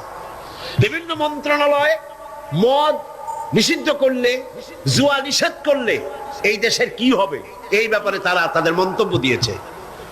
মন্ত্রণালয়ের মন্তব্য, জাতিসংঘ কি ফতোয়া দিয়েছে তাও আছে, সার্ক এই ব্যাপারে কি ফতোয়া দিয়েছে তাও আছে। এত বড় ফাইল। শুরু হলো প্রথমেই অর্থ মন্ত্রণালয়। সভাপতি সাহেব বললেন আপনি বলেন এই বিলের ব্যাপারে। অর্থ মন্ত্রণালয় বলল, মাননীয় সভাপতি, যদি এই বিল কার্যকরী হয়, মদ যদি বন্ধ করে দেওয়া হয়, তাহলে আমার দেশ প্রতি বছর 28 কোটি টাকার রাজস্ব ইনকাম থেকে মাহরুম হয়ে যাবে। স্বাস্থ্য মন্ত্রণালয় বলল, মদ যদি না থাকে জনগণের স্বাস্থ্য শেষ।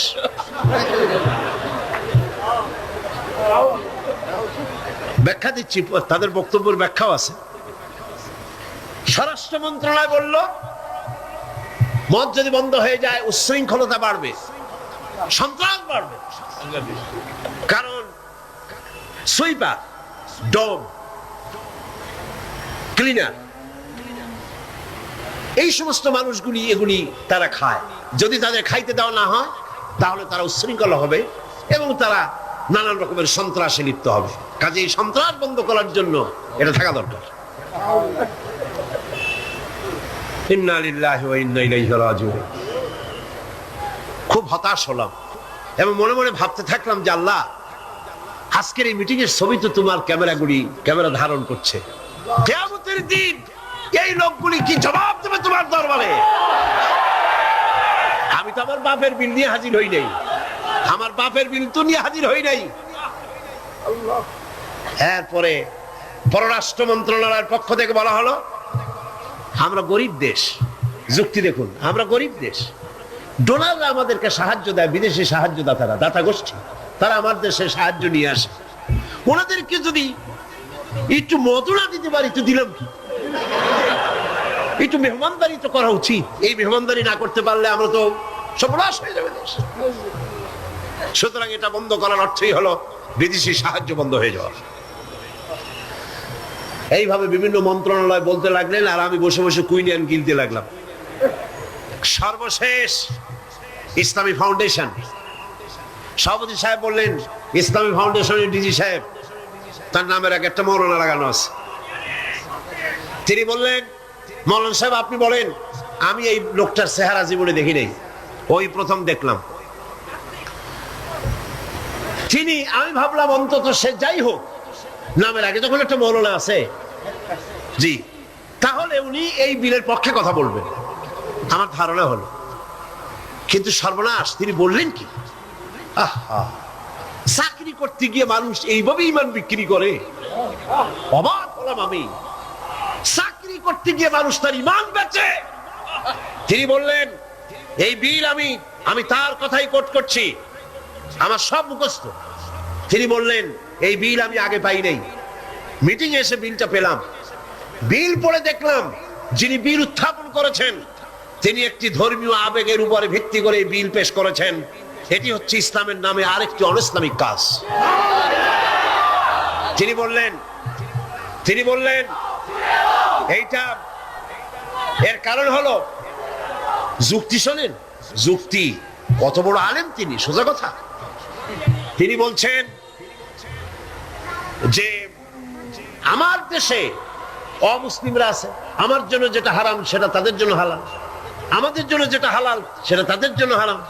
আমার দেশে অমুসলিম বহুত আছে, সুতরাং আমরা যদি মদ নিষিদ্ধ করি অন্য জাতির উপরে তা জুলুম হবে। আর আল্লাহ বলেছেন লা ইকরাহা ফিদ্দীন, ইসলামে কোনো বাড়াবাড়ি নেই। তিনি আরো এক ধাপ আগিয়ে গেলেন। তিনি বললেন, শুধু এই বিলের ব্যাপারেই নয়, বাংলাদেশের সংবিধানের মধ্যে আল্লাহর উপর ঈমান এবং অবিচল আস্থার কথা বলেও অমুসলিমদের উপরে, সংখ্যালঘুদের উপরে প্রেসার ক্রিয়েট করা হয়েছে, জুলুম করা হয়েছে। এই বক্তব্য শেষ হওয়ার পর আমাকে সময় দিল, কপাল খারাপ, মাগরিবের বাকি তখন 10 মিনিট, সামান্য সময় পেলাম। আমি বললাম, সভাপতি সাহেব, এতক্ষণ পর্যন্ত আপনার আমন্ত্রিত মেহমানেরা যেসব আইনের বই দিয়ে কথা বলেছেন সেগুলো আইনের বই, আর আমি যে আইনের কিতাব দিয়ে আজকে আপনাদের সামনে দলিল নিয়ে এসেছি সে আইনের কিতাবখানি হচ্ছে আকাশের নিচে জমিনের উপরে সর্বশ্রেষ্ঠ আইনের কিতাব, যার নাম কোরআন শরীফ। আমি যে বিল পেশ করেছি এই বিল আমার বানানো নয়, এটি মানুষের তৈরি করে নয়। আপনার অর্থ মন্ত্রণালয় বলেছে 28 কোটি টাকার ক্ষতি হবে প্রতি বছর, 28 কোটি টাকার ক্ষতি হবে রাজস্ব ইনকাম থেকে মদ বন্ধ করলে। কিন্তু আমি বলতে চাই, আল্লাহ পাকের নিষিদ্ধ জিনিসকে আপনারা হালাল করবেন, 28 কোটি নয়, বন্যার পানির মতো হাজার হাজার 28 কোটি টাকা আল্লাহ বন্যার পানি দিয়ে ভাসায় দেবে। আপনারা ঠেকাইতে পারবেন না, ঠেকাতে পারবেন না। খেতে দেওয়ার মালিক কে? ইমাম খোমেনিকে আমেরিকান প্রেসিডেন্ট বলেছিলেন, আমার বন্দীদেরকে ছেড়ে দাও, কূটনীতিকদেরকে ছেড়ে দাও, যদি না ছাড়ো তাহলে তোমাদের খাদ্য এবং রসদ যা আমরা পাঠাই ইরানে তা পাঠানো বন্ধ করে দেব। ইমাম খোমেনি ভর্সটে সিটে পড়ছিলেন নাকি? খোমেনি সাহেব কি বললেন? ইতিহাস সাক্ষী।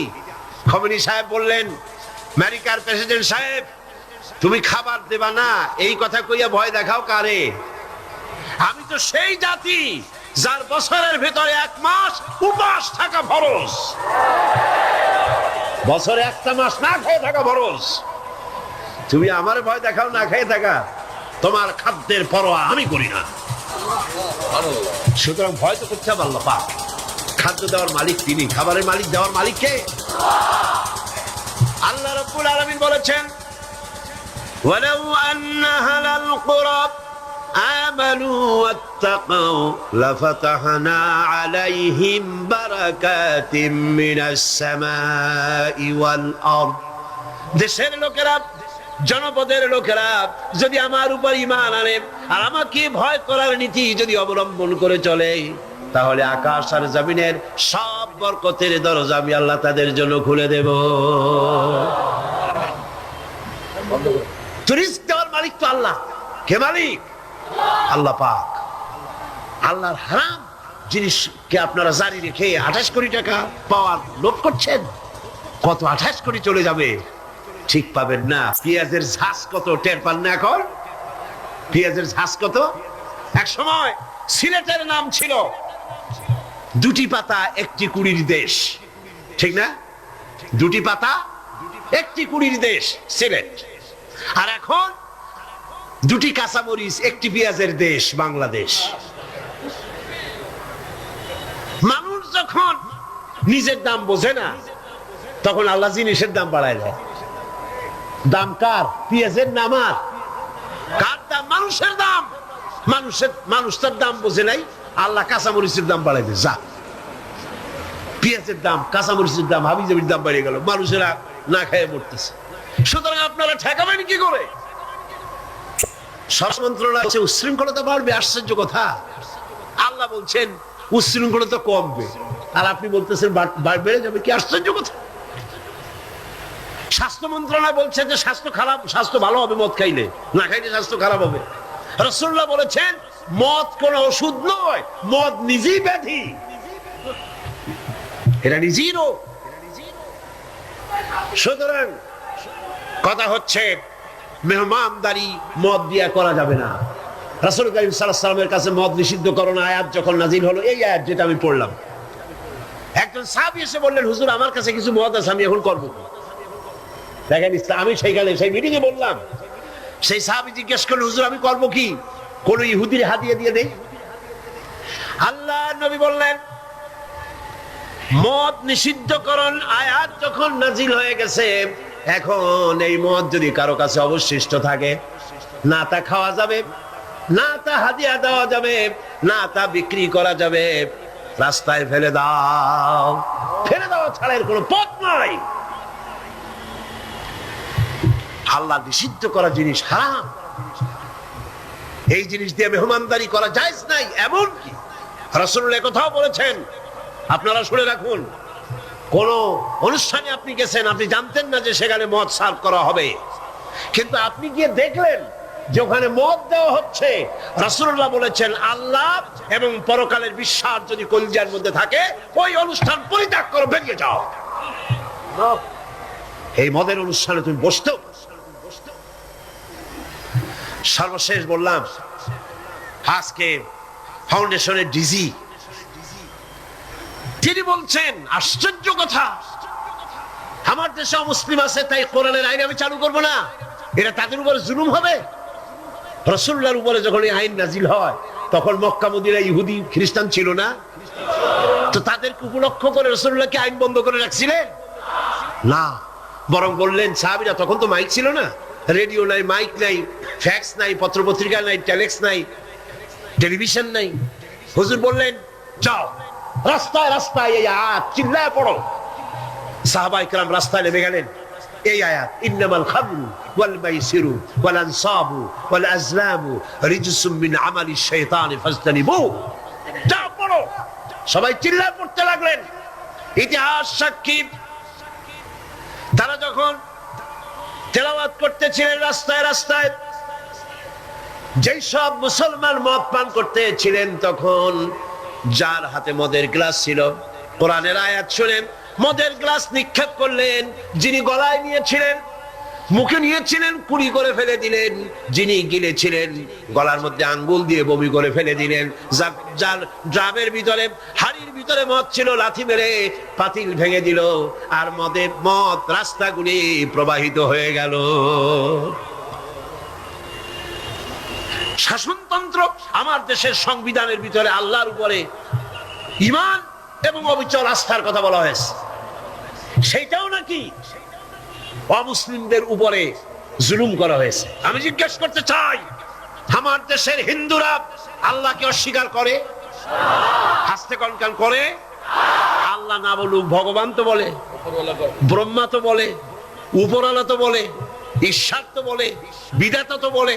খ্রিস্টানরা আল্লাহকে অস্বীকার করে? চিল্লায় বলেন করে? বৌদ্ধরা করে?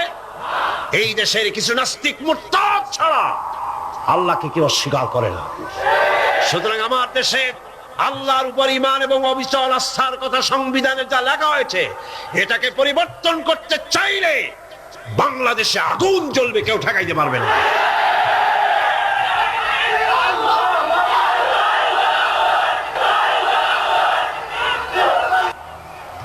দুই বছর পর একবারের জন্য এটা উঠলো, আমি সব কথা বলতে পারলাম না, মাগরিবের আজান হয়ে গেল।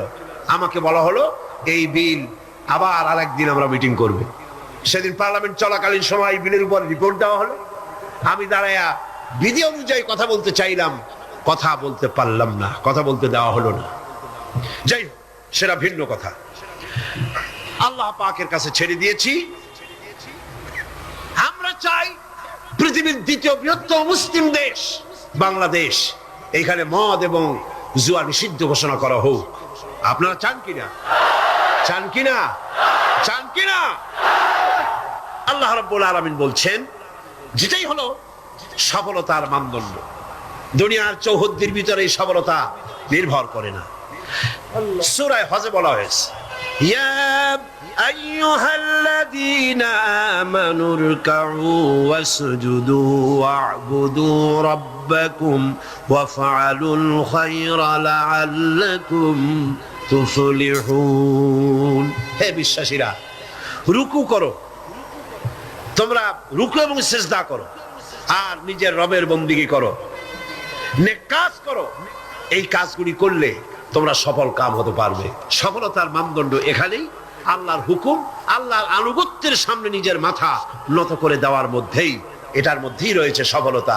আল্লাহ পাক সেই কামিয়াবি দুনিয়া এবং আখিরাতে আমাদেরকে দান করুন। আমরা বলি আমিন, আমরা বলি আমিন। এরপরে আল্লাহ পাক আরেকটি গুরুত্বপূর্ণ কথা সামনে বলছেন। আল্লাহর কথা সবই গুরুত্বপূর্ণ। আল্লাহর কথা কি? সবই গুরুত্বপূর্ণ। আল্লাহ পাক বলেন, وَمِنَ النَّاسِ مَن يَشْتَرِي لَهْوَ الْحَدِيثِ لِيُضِلَّ عَن سَبِيلِ اللَّهِ بِغَيْرِ عِلْمٍ وَيَتَّخِذَهَا هُزُوًا أُولَئِكَ لَهُمْ عَذَابٌ مُهِينٌ। লোকেদের মধ্যে এমন লোক আছে যারা মনোমুগ্ধকর কথা কিনে আনে জ্ঞান ছাড়াই, আল্লাহর পথ থেকে মানুষকে ফিরায় রাখার জন্য। ওয়াত্তাখিযাহা হুজুয়া, আর আল্লাহর পথে মানুষ যেন চলতে না পারে সেই জন্য এই পথকে তারা হাসি এবং ঠাট্টা বিদ্রুপ করে। উলাইকা লাহুম আযাবুম মুহিন, এদের জন্য রয়েছে লাঞ্ছনাকর শাস্তি। আর কি?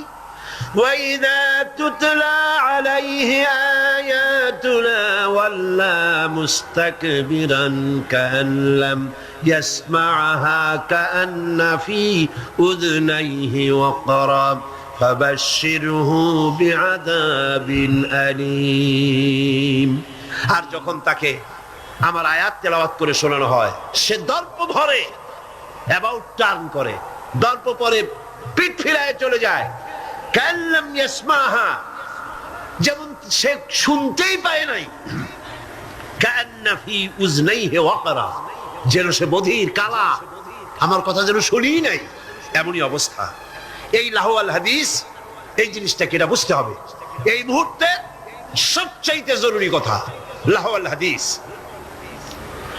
এগুলো হচ্ছে একদিকে আল্লাহর পক্ষ থেকে পথ নির্দেশনা আসছে, অনুগ্রহ আসছে, সেটার নাম হচ্ছে, সেটা দিয়ে লোকেরা লাভবান হচ্ছে, তার নাম কিতাব কোরআন শরীফ। তার নাম কি? কোরআন শরীফ।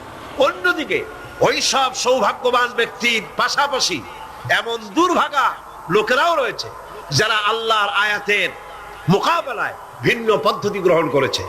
সেটা কি? তারা বিভিন্ন মনোমুগ্ধকর কথা বিভিন্ন জায়গা থেকে আমদানি করেছে।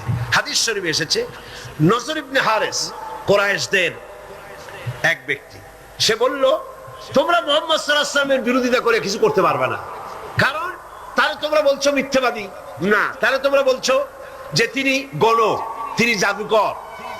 এই কথা বলে তোমরা কুল পাবে না, কারণ তিনি এই সমাজের ভেতরেই বেড়ে উঠেছেন, জিন্দেগিতে তিনি একটি মিথ্যে কথা বলেন নাই, কাউকে ঠকান নাই, কারোর সঙ্গে প্রতারণা করেন নাই। এই লোকের বিরুদ্ধে এই সমস্ত কথা বলে তোমরা কুলাইতে পারবা না। তবে আমি এই ধান্দাবাজি তোমরা ছাড়ো, কোরআন শরীফের কাছে যাতে মানুষ না যায়। মানুষগুলি হেদায়েত হচ্ছে কি কারণে? এক রসুল দেখে আর এক কোরআন শুনে। কারণ কয়টা? দুইটা। কয়টা কারণ? রাসূলুল্লাহর চেহারা দেখে, রাসূলুল্লাহর ব্যবহারে ইসলামের দিকে আকৃষ্ট হচ্ছে, আর কোরআন শুনে মানুষ পাগল হয়ে যাচ্ছে। সুবহানাল্লাহ। নবীজি যখন তেলাওয়াত করতেছেন, কাফের বেঈমানেরা চতুর্দিক থেকে দাঁড়ায় যাচ্ছে। রাসূলুল্লাহর তেলাওয়াত শুনে শুনে নিজেদের অজান্তে চোখের থেকে পানি পড়তেছে, আর মুখ দিয়া বেসাখতা বেরিয়ে যাচ্ছে। লা ইলাহা ইল্লাল্লাহু মুহাম্মাদুর রাসূলুল্লাহ। সরে পড়ে লা ইলাহা লা ইলাহা লা ইলাহা ইল্লাল্লাহু মুহাম্মাদুর রাসূলুল্লাহ। নজর বিন হারিস বলল, মুহাম্মদ সাল্লাল্লাহু আলাইহি ওয়াসাল্লামের বিরুদ্ধে কথা বলে ইসলাম থেকে সরাইতে পারবে না। আমি বুদ্ধি এঁটেছি, আমি এক কায়দা করব, দেখবা লোকেরা এখানে আর আসবে না। সেটার জন্য সে চলে গেল বাগদাদ। মক্কা থেকে বাগদাদ ইরাক চলে গেল। ইরাক থেকে পুরানা রাজা বাদশাদের কিসসা কাহিনী কিনে আনলো। সেই কিসসা কাহিনী কিনে এনে সেইগুলি কিসসার এক বিরাট আসর বসাইলো। আর সেই আসরকে আরো আকর্ষণীয় করার জন্য নর্তকী, সুন্দরী, গায়িকা, নায়িকা এদেরকে আনা হলো। এই দিয়ে মানুষকে কোরআন থেকে ফিরায় রাখার জন্য চেষ্টা করলো, আর ইসলামের রাস্তাকে, কোরআনকে ঠাট্টা বিদ্রুপ তারা করতে লাগলো। বন্ধুগণ, আল্লাহ রাসূল আখিরাত এবং নৈতিক চরিত্রে শোনার ইচ্ছাই যেন লোকেরা হারিয়ে ফেলে, সেই জন্য এই চেষ্টা তারা করলো। যেমন আজকাল ইসলাম থেকে দূরে সরাবার জন্য চেষ্টাটা চলছে। এই চেষ্টা চলতেছিল রাসূল করিম সাল্লাল্লাহু আলাইহি ওয়াসাল্লামের সময়। কোরআন যাতে শুনতে না পারে সেজন্য নায়িকা এনেছে, গায়িকা এনেছে। সেজন্য তারা গল্পের আসর বসিয়েছে, সাংস্কৃতিক আন্দোলন করেছে। এগুলি করে কোরআন থেকে ফিরাবার হাজারো প্রচেষ্টা করেছে। আর আজও একই পদ্ধতিতে গোটা জাতিকে চরিত্রহীন বানাবার লাহওয়াল হাদিস দিয়ে প্রচেষ্টা চলছে। ঠিক কিনা? ঠিক কিনা? আজ দেখেন দেশের সরকারের পৃষ্ঠপোষকতায় নর্তকী, গায়িকা, নায়িকা বন্যার পানির মতো ভারত থেকে আসতেছে। ঠিক কিনা? এরপরে আল্লাহর কোরআনের পথে বাধা দেওয়ার জন্য নাচ, গান, নাটক, সিনেমা ইত্যাদির আমদানি করা হচ্ছে। এগুলি করে ইসলামের পথে বাধার সৃষ্টি করা হচ্ছে। দর্শন বাড়তেছে, চরিত্রহীনতা ক্রমান্বয়ে বাড়তেছে। এগুলি সব হচ্ছে লাহওয়াল হাদিস। এগুলি কি বলুন? লাহওয়াল হাদিস। এই ইবলিস বলবে এইটা হক, ওই ইবলিস বলবে এইটা হক, ওই ইবলিস বলবে এইটা হক, ওই শয়তান বলবে এইটা হক। না, যাদের সাথে আমার সুন্নাত, আমার খোলাফায়ে রাশিদিনের সুন্নাত, তারাকতু ফীকুম আমরাইন লান তাদিল্লু মা তামাসসাকতু বিহিমা কিতাবাল্লাহি ওয়া সুন্নতি, কিতাবাল্লাহি ওয়া সুন্নতি, আলাইকুম বিসুন্নতি ওয়া সুন্নাতিল খোলাফায়ে রাশিদিল মাহদিয়্যিন। খুব ভালো মতো মনে রাখবেন, মান তামাসসাক বিসুন্নতি ইনদা ফাসাদি উম্মতি, সুন্নাত, সুন্নাতকে আঁকড়িয়ে ধরো, সাহাবাদের অনুসরণ, অনুকরণ করো। যাদের মধ্যে সাহাবাদের সাথে মিল আছে, সুন্নাতের অনুসরণ আছে, জোরে বলেন এরাই কি? যদি আমার মধ্যে না থাকে, কথা আসতে কন কেন? জোরে বলেন। চরমনার মধ্যে না থাকলে, কোন চরমনাই মডেল না, ব্যক্তি কোনো মডেল না, অমুক কোনো মডেল না। আমাদের মডেল হলো কোরআন ও সুন্নাহ। আমাদের মিসাল হলো কোরআন ও সুন্নাহ। চরমনে বিশ্বাস গোমরা হতে পারে, এই দল গোমরা হতে পারে একদিন না একদিন, আল্লাহ মাফ করে দেব, কিন্তু খবরদার কোরআন ও সুন্নাহ কোনোদিন ধ্বংস হবে না, পরিবর্তন হবে না, বাতিল হবে না। মোমেনরা দলে চলে না, জানোয়ার দলে পালে চলে। মহিষ কিসে চলে? গরু, ছাগল, সমস্ত জানোয়ার পালে চলে, দলে চলে, কিন্তু মোমেন চলে কোরআন ও সুন্নাহ অনুযায়ী। জানোয়াররা পালে চলে, বিশ্বাস হয় না? আচ্ছা বলে তো, গোটা যশোরের সবাই যদি নামাজ না পড়ে, আপনি নামাজ পড়বেন কিনা? কেউ সবাই তো পড়ে না। মোমেন দলে পালে চলে না, মোমেন চলে কোরআন ও সুন্নাহ অনুযায়ী। গোটা দুনিয়ার কেউ দাঁড়িয়ে রাখেন, আপনি দাঁড়িয়ে রাখবেন কিনা? কেউ তো রাখেন, আপনি রাখবেন কেন? মুসলমান দলে পালে চলে না, মুসলমান কোরআন ও সুন্নাহ অনুযায়ী চলে। গোটা দুনিয়ার কেউ পর্দা করে না, আপনিও পর্দা কথা বলেন না কেন? কেউ তো করেন, আপনি করবেন কেন? মুসলমান দলে চলে না, পালে চলে না, কোরআন ও সুন্নাহ অনুযায়ী চলে। মনে থাকবে, বুঝলো না? চরমনায় জামাত কে ছিল? আল্লাহ বলা লোকদেরকে আল্লাহর সাথে মিলিয়ে দিতে চায়। কি চায়? কিয়ামতের ময়দানে নবী আলাইহিস সালাত যখন ঝান্ডা তুলবেন, আমরা সব তার কাছে হাজির হব। আল্লাহ এই এত নিয়ে আসছে, ইয়া নবী আল্লাহ দাওয়াত দিয়ে এত নিয়ে আসছে। নবী আলাইহিস সালাত গর্ব করবে, এই আমার এত উম্মত। নবী আলাইহিস সালাত আমাকে নিয়ে, আমাদের সবাইকে নিয়ে যদি আল্লাহ পাক কবুল করেন, বলেন না আমিন? যদি আল্লাহ পাক, আল্লাহ তুমি কবুল করো আমাদেরকে। নবী আলাইহিস সালাত আল্লাহর কাছে নিয়ে আসেন, আল্লাহ নিয়ে কবুল করে আনেন। মজা লাগে না? এটা চরমনায় চোখের পানি শুকায়ও না, জিকির ছাড়ছো না, হালকা জিকির ছাড়ছো। এখানে চরমনায় মুরিদ কে কে আছেন? হাত তোলেন, নারায় থাকবে, হাত নামাই। এশারের নামাজ পড়ছেন? পাগড়ি পড়ছেন? কারা কারা পাগড়ি? কয়টা হাত দেখেন, কয়টা হাত? হাত নামান। আপনি ওয়াদা করেন না পাগড়ি পরিয়া নামাজ পড়বেন? ওয়াদা খেলাপ করছেন কেন? কেন ওয়াদা খেলাপ করছেন? আজকে মেসওয়াক করিয়ে নামাজ পড়ছেন, কে কে হাত তোলেন? অনেকে তোলেন নেই। আপনি কি জানেন মেসওয়াকের হাদিস মুতাওয়াতির পর্যায়ে পুষ 70 জন সাহাবীদের থেকে হাদিস রওয়ায়াত আছে। মেসওয়াক করিয়ে এক ওয়াক্ত নামাজ পড়লে 70 রাকাত নামাজের সওয়াব হয়ে যায়। মেসওয়াক করলেন না কেন? আপনি ওয়াদা করেন না মেসওয়াক করবেন, কেন মেসওয়াক করেন না কেন? চরমনায় মুজাহিদরা মেসওয়াকের সাথে নামাজ পড়ে, চরমনায় মুজাহিদরা পাগড়ি পরিয়া নামাজ পড়ে। মুস্তাদে হাকিম দাইলামের মধ্যে রওয়ায়াত আছে, মুস্তাদে হাকিম দাইলামের মধ্যে রওয়ায়াত আছে, পাগড়ি পরিয়া নামাজ পড়লে 2 রাকাত নামাজে 70 রাকাতের নামাজের সওয়াব। আর বহু সহিহ রওয়ায়াতের মধ্যে আছে মেসওয়াক করিয়া নামাজ পড়লে প্রতি রাকাতে 70 রাকাতের নামাজের সওয়াব। জামাতের সাথে নামাজ পড়লে একা একা নামাজের তুলনায় 25 গুণ সওয়াব বেশি হয়ে যায়। অন্য রওয়ায়াতের মধ্যে আছে 27 গুণ সওয়াব বেশি হয়ে যায়। কি নামাজ জামাতের সাথে হবে তো